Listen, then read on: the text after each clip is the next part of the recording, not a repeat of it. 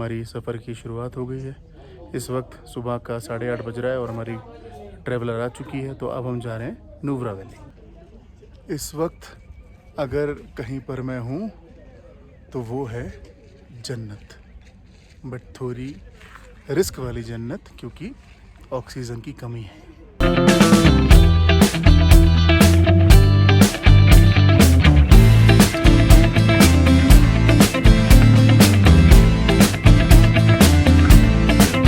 इस समय काफ़ी हैवी स्नोफॉल हो रही है। ये देखें, ये जैकेट के ऊपर आपको बर्फ़ गिरती हुई दिखाई दे रही होगी। काफ़ी तेज़ स्नोफॉल।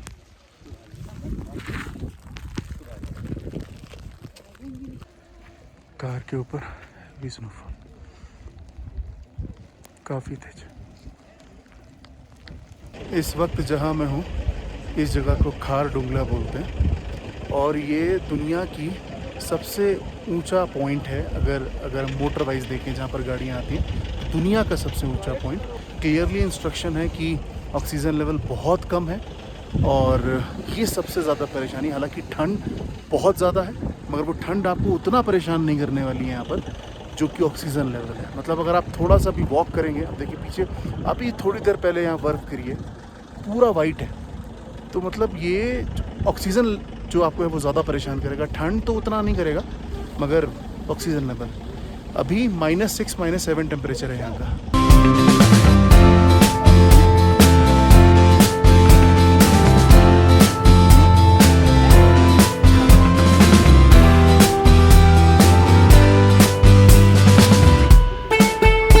आज का दिन काफ़ी हेक्टिक था। जब हम लेह से निकले और नुब्रा वैली आ रहे थे तो रास्ते में बहुत ज़्यादा आज स्नोफॉल हुआ, जिसकी वजह से जाम लग गया और गाड़ी जो थी वो रोड पे स्किड कर रही थी, तो जिसकी वजह से 2-3 घंटे हमारे ख़राब हुए। और जब हम ये नुब्रा वैली में पहुँचे तो वहाँ पर एकदम से बारिश आ गई और बहुत तेज़, मतलब तूफ़ान सा। तो कहीं ना कहीं मतलब आज जो ट्रैवलिंग थी वो बहुत ही ज़्यादा एडवेंचरस कह लीजिए, रिस्की कह लीजिए, ऐसा था। नुब्रा वैली में पहुँच चुके हैं और ये मेरा कैंप का रूम है। तो उस तरीके से कैंप मिलते हैं यहाँ पर। समर हॉलीडे कैंप नाम है। तो ये मेरा कैंप। नुब्रा वैली में आकर आप, यहाँ पर जो सबसे फेमस चीज़ है यहाँ की, वो कैमल राइड है। तो कैमल राइड कर सकते हैं और निशानेबाजी, जो आर्चरी इसको बोलते हैं, वो भी कर सकते हैं और सैंड ड्यून्स वगैरह देख सकते हैं। तो ये एक अच्छा ऑप्शन है। बट हम नहीं कर पाए क्योंकि रीज़न ये था कि एकदम से बारिश आ गई और बहुत तेज़ तूफ़ान आ गया। तो हम जाने वाले थे बट वो हमने कैंसिल करना पड़ा। और बट हम वहाँ पहुँच गए थे, टिकट वगैरह बाय कर रहे थे। हालांकि टिकट उन्होंने रिटर्न कर दिया क्योंकि हम नहीं कर पाए। बट अगर आप कैमल राइड यहाँ पर करते हैं तो 350 रुपये उसके चार्जेस हैं। और मतलब यहाँ पर बोलते हैं कि यहाँ के जो कैमल हैं उसके एक नहीं 2 हम्प होते हैं और वो उनका जो हिस्ट्री है वो अफ़गानिस्तान से आए हुए कैमल हैं, इसलिए यहाँ पर नुब्रा वैली में उसकी बहुत ज़्यादा इंपॉर्टेंस है। बहुत लोग कैमल राइड करते हैं। कल रात बहुत बढ़िया नींद आई। ये मेरा समर हॉलीडे कैंप, यहाँ पर हम कल रात को थे। बट यहाँ का जो व्यू है वो बहुत ही प्यारा है। अगर आप देखें पीछे पहाड़ और यहाँ पर ऑक्सीजन का कोई प्रॉब्लम नहीं है, तो बढ़िया से आप रह सकते हैं। बट इस कैंप में थोड़ा सा एक इशू ये था कि इन्होंने ठंडा पानी दिया यार, गर्म पानी नहीं दिया। उसको मैनेज करना बड़ा मुश्किल था। बाकी ओवरऑल कैंप अच्छा है काफ़ी, ठीक है। रात को सोने में भी बहुत अच्छा लगा। रात में थोड़ी बार बारिश भी हुई, मगर सुबह ठंडा पानी मिल जाता तो और बेटर था। बट ओवरऑल ठीक है। Summer holiday camp. अब आज का ट्रिप हमारा शुरू होगा यहाँ से और नुब्रा वैली से हम जाएंगे पेंगोंग की तरफ। और कहीं ना कहीं ये बताया जा रहा है कि 120-130 किलोमीटर्स ट्रैवल करना है और काफ़ी जो रोड है वो ऑफ रोड है, काफ़ी ख़राब है। तो इसलिए हम थोड़ा जल्दी निकल रहे हैं। इस वक्त सुबह का 7 बज रहा है। अब मैं जा रहा हूँ ब्रेकफास्ट करने और ब्रेकफास्ट करने के बाद हम सीधा अपने ट्रैवलर बैठ के पेंगोंग। तो सबसे पहला स्टॉपेज हमने लिया है ये कैमल राइड का, क्योंकि कल जब हम कैमल राइड के लिए आए थे तो आंधी तूफ़ान आ गया तो हम कर नहीं पाए। तो सबसे पहले हमने अपने ड्राइवर भैया को बोला है कि आज हमें कैमल राइड कराएँ। तो इस वक्त मैं जहाँ पर कैमल राइड होती है नुब्रा वैली में, वहाँ पर हम हैं और कमाल का व्यू है। हालाँकि कैमल राइड सुबह के 9 बजे शुरू होती है और हम हाफ़ एन आवर पहले ही आ गए हैं। तो अभी टिकट काउंटर पे जाएंगे और वहाँ से टिकट लेंगे और कैमल राइड करेंगे। ये देखिए थोड़े डिफरेंट कैमल हैं, क्योंकि देखिए इसके 2 हम्प हैं।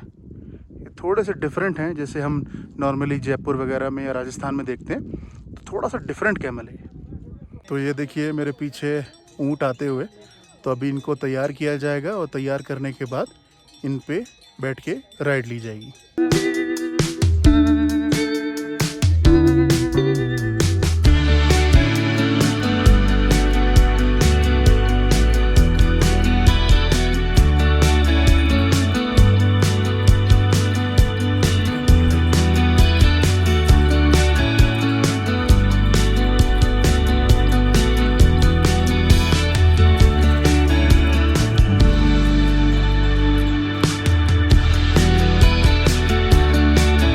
ऊपर बर्फ़ पिघल रही है और पिघलते हुए साफ पीछे छोटा सा झरना टाइप पानी आ रहा है, बहुत ही साफ पानी।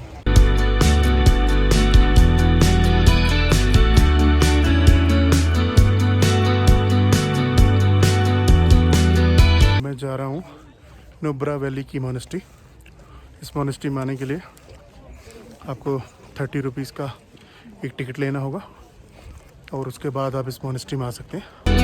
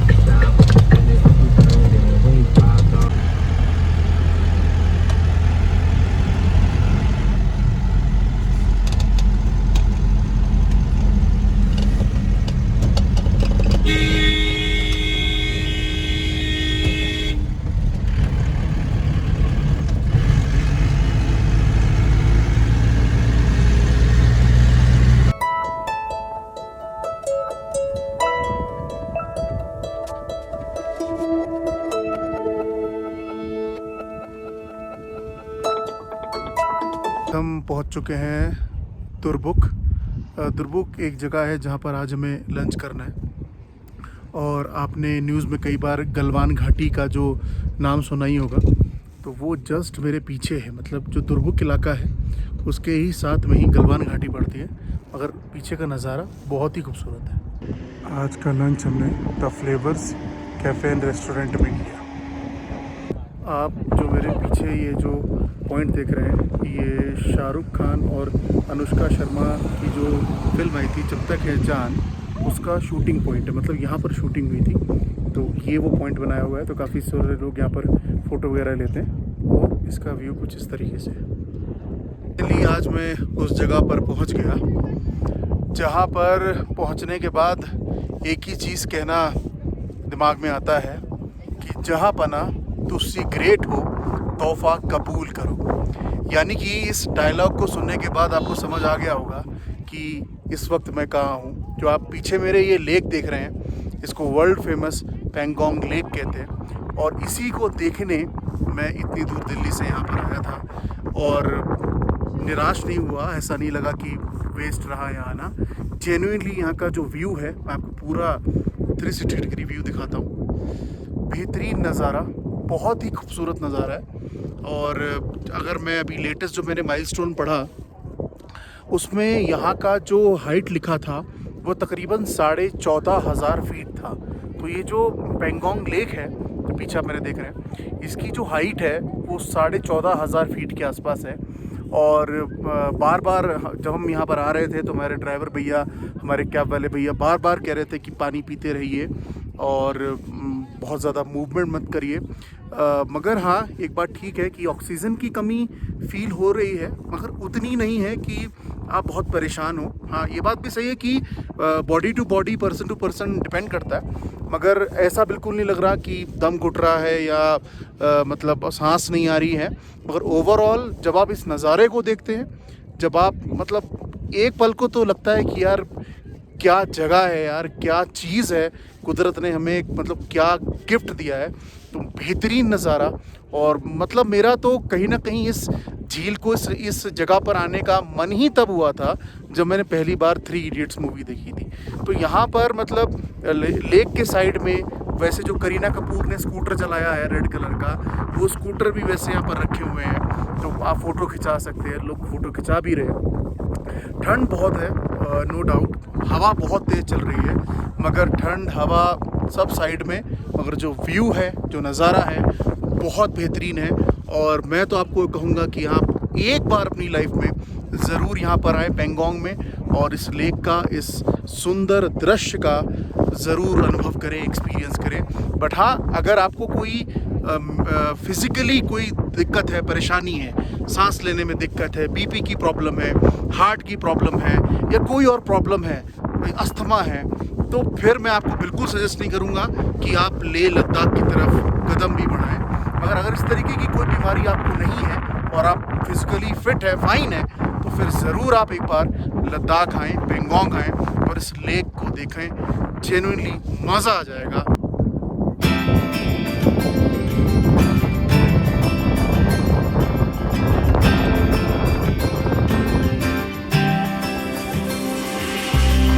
Feels like I've known you my whole life, but nothing more.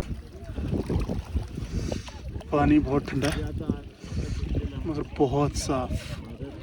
अब देखिए नीचे का एक एक पत्थर आपको दिखाई देगा, मगर मैंने हाथ डाला, हाथ बिल्कुल जम गया कि देखिए लाल हो गया। बहुत ठंडा पानी है मगर उतना साफ, बहुत ही बेहतरीन। जब आप इस लेक को ध्यान से देखेंगे तो हर थोड़ी थोड़ी देर में आपको लगेगा कि एक साइड का जो पानी का कलर है वो डिफरेंट है, फिर दूसरी साइड का जो पानी का कलर है वो डिफरेंट है, फिर तीसरी साइड का जो पानी का कलर है वो डिफरेंट है।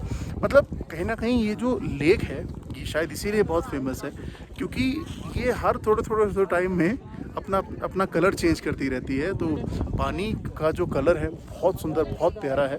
तो ये भी एक कहीं ना कहीं इसकी खूबी है। We can give this whole town something to talk about. We don't gotta pretend, don't gotta dance around it, no. यहाँ पर फोटो का जो चार्ज है वो 50 रुपये है। यानी कि अगर आप स्कूटर पर बैठ के फ़ोटो खिंचाते हैं, या वो 3 इडियट्स वाली जो 3 सीटें याद हैं आपको, वो उस पर बैठ के फ़ोटो खिंचाते हैं तो 50 रुपये है। और यहाँ पर जो लद्दाख की जो ड्रेस होती है और जो ट्रेडिशनल उनकी ड्रेस होती है, उनको पहन के अगर आप फ़ोटो खिंचाते हैं तो 100 रुपीज़ चार्ज है। तो अगर आप चाहते हैं तो ये कर सकते हैं यहाँ पर। जैसा मैंने आपको कहा कि हवा बहुत तेज़ चल रही है, और आप मेरे पीछे ये जो झंडे जैसे लगे इनको देख सकते हैं कितनी तेज़ ये हिल रहे हैं, तो अंदाज़ा लगा सकते हैं हवा कितनी तेज़ है। तो इसलिए अभी मैं अपने कैब में गया और वहाँ से जाके अपनी हैट को लेके आया, क्योंकि ठंडी ठंडी हवा जब सीधा सर पे लगती है तो बहुत ज़्यादा पेनफुल है, सर में दर्द होना शुरू हो जाता है। तो काफ़ी हवा तेज़ है बट नज़ारा बहुत कमाल का।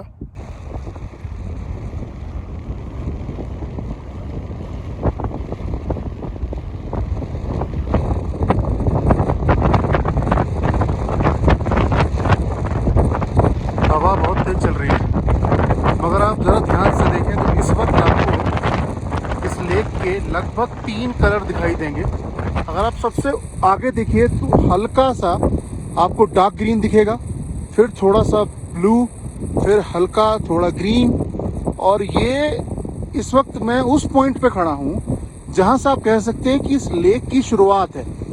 ये वो पॉइंट है, और ये देखिए ये इसका किनारा, इस तरीके से ये किनारा है इसका, और ये फिर लेक आगे बढ़ती हुए आगे चले जाती है। तो वहाँ पर कुछ दूर पे लोग यहाँ पर फोटो वगैरह खिंचा रहे हैं, क्योंकि ये लेक ऐसे आगे बढ़ते बढ़ते आगे जाती है।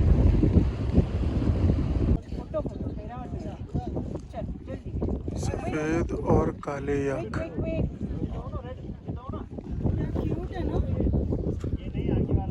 ये जो आप पीछे येलो कलर का जो कॉटेज सा देख रहे हैं, हट सा देख रहे हैं, जो वाइट कलर की दो गाड़ियाँ खड़ी हैं, ये हमारा कॉटेज है। और इस कॉटेज के बिल्कुल ठीक सामने मैं आपको दिखाता हूँ, देखिए इस तरीके सारे कॉटेज बने हुए हैं, और इस कॉटेज के बिल्कुल ठीक सामने पैंगोंग लेक। मतलब इससे बेटर व्यू, इससे बेटर कॉटेज और क्या हो सकता है? आप क्या एक्सपेक्ट कर सकते हैं? ठीक है, बेटर नज़ारा, सामने लेक, उसके बिल्कुल अपोजिट में कॉटेज, और कॉटेज में आज हमें पूरी रात गुजारनी है। यहाँ पर जो पैंगोंग लेक के सामने जो कॉटेजेस हैं, उसमें गवर्नमेंट की तरफ से कोई इलेक्ट्रिसिटी प्रोवाइड नहीं होती, यानी कि ये लोग खुद ही जनरेटर चलाते हैं, और जो टूरिस्ट वगैरह आते हैं उनको इलेक्ट्रिसिटी देते हैं कुछ घंटे। जैसे शाम को चलाएंगे 7:30 बजे, तो बंद कर देंगे 11 साढ़े 11 बजे। उसके बाद पूरी रात आपको ऐसे ही रहना है। अगले दिन सुबह 7-8 बजे चलाएंगे, फिर 2-3 घंटे चला के फिर बंद कर देंगे। तो इस तरीके से इलेक्ट्रिसिटी का है। तो सबसे पहला सजेशन मैं आपको ये देना चाहता हूँ कि अगर आप यहाँ पर आते हैं तो अपने साथ एक टॉर्च या इमरजेंसी छोटी सी लाइट ज़रूर रखिए, क्योंकि आप बहुत ज़्यादा मोबाइल फ़ोन तो चार्ज कर नहीं पाएंगे, क्योंकि आपको इलेक्ट्रिसिटी मिलेगी नहीं। तो उसके लिए आप अपने साथ कोई इमरजेंसी लाइट छोटी सी कैरी कर लीजिए, या टॉर्च वगैरह कैरी कर लीजिए। तो थोड़ा सा आपको लाइट अगर नहीं भी है तो बाथरूम जाना है या इधर उधर जाना है तो वो थोड़ा आपको आसानी होगी। तो पहली चीज़। दूसरी चीज़ जो सबसे इम्पॉर्टेंट है वो ये है कि अगर आप लेह आए या यहाँ पर पेंगोंग आए या इस लद्दाख के किसी भी रीजन में जाएं, सबसे इम्पॉर्टेंट है कि आप अपने साथ एक ऐसी बॉटल को कैरी करें जो गर्म पानी को गर्म रखे। जैसे आती है ना कई सारी बॉटल्स जिसमें आप गर्म पानी डालते हैं तो काफ़ी देर तक गर्म रहता है, तो आप गर्म पानी की बॉटल ज़रूर कैरी करें। पर पर्सन पर बॉटल बेड में को सजेस्ट करूँगा, क्योंकि आपको बीच बीच में बार बार बोला जाएगा कि आप पानी पीजिए। और अगर आप पानी पी रहे हैं ये अच्छी बात है, मगर अगर आप गर्म पानी पी रहे हैं, गुनगुना पानी पी रहे हैं, तो वो और बेटर है। तो इसलिए मैं आपको सजेस्ट करूँगा कि अपने साथ टॉर्च और अपने साथ एक ऐसी बॉटल जिसमें पानी गर्म रहे वो ज़रूर रखिए, बहुत इंपॉर्टेंट है। पर आपको एक चीज़ का और ध्यान रखना है कि आप अगर लेह या लद्दाख के साइड आ रहे हैं, कि यहाँ पर किसी भी कंपनी का प्रीपेड मोबाइल सर्विस काम नहीं करता। जैसे फॉर एग्ज़ाम्पल मैं जियो प्रीपेड यूज़र हूँ, तो मेरा मोबाइल फ़ोन जब से मैंने लेह में लैंड किया है, ठीक है, मोबाइल फ़ोन बंद है, तो मतलब प्रीपेड सिम काम नहीं करेगा किसी भी कंपनी का, चाहे एयरटेल हो, चाहे जियो हो, चाहे आइडिया हो या BSNL हो। मगर यहाँ पर ये चीज़ पता लगी कि अगर आपका कनेक्शन पोस्टपेड है तो वो वर्किंग है। ज़्यादातर लोग यहाँ पर जो लोकलाइट्स जो हैं वो BSNL या एयरटेल का इस्तेमाल करते हैं। और हम मेरे साथ एक कपल थे, उन्होंने क्या किया कि उन्होंने यहाँ का एक नंबर ले लिया, क्योंकि 6-7 दिन का हमारा टूर है, तो यहाँ पर उन्होंने नंबर ले लिया। मुझे भी ऑफ़र किया जब मैं मार्केट गया था, 10 मिनट में वोटर ID देकर आप नंबर एक्टिवेट करा सकते हैं। तो अगर मान लीजिए आप या अगर आप यहाँ आ रहे हैं तो या तो आप अपने कनेक्शन को पोस्टपेड करा लें, एक ऑप्शन ये है।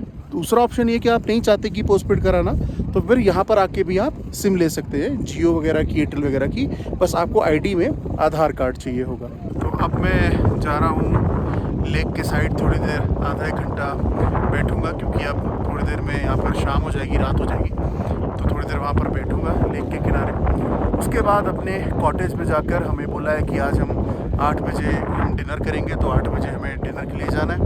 उसके बाद कॉटेज में जाके एक बढ़िया सी नींद लेनी है, क्योंकि कल सुबह हमें लेह के लिए निकलना है। तो अब आपसे मेरी मुलाकात अगले वीडियो में होगी, तब तक के लिए नमस्कार।